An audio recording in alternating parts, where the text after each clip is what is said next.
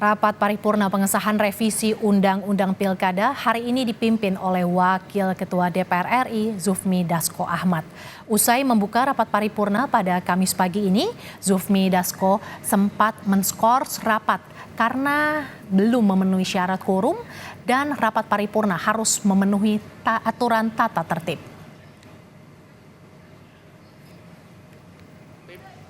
Yang ada di DPR bahwa rapat-rapat dalam pengambilan keputusan atau rapat paripurna itu harus memenuhi aturan dan tata tertib yang berlaku.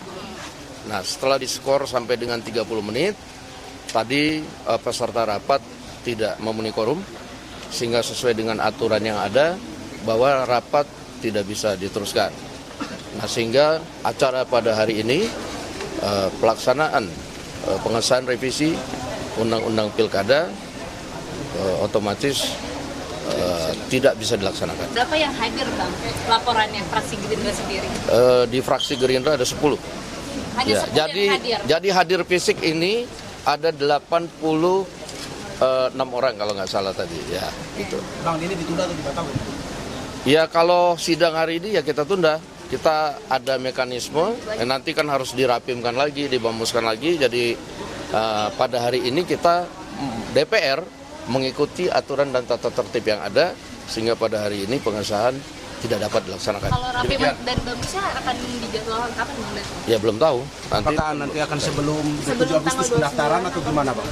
Ya, kita akan lihat mekanisme juga yang berlaku, apakah nanti mau diadakan rapim dan bamus, karena itu ada aturannya, saya belum bisa jawab. Kita akan lihat lagi ya dalam beberapa saat. Pada saat yang sama kan agenda pengesahan hari ini itu kan menuai gelombang penolakan, dan apakah tetap digelar juga rapim dan bamus atau pengesahannya? Ya, nanti kita akan lihat perkembangannya ya. Kita akan rapatkan, dan kita DPR itu adalah lembaga perwakilan dari rakyat, dan tentunya juga akan melihat aspirasi dari rakyat. Demikian.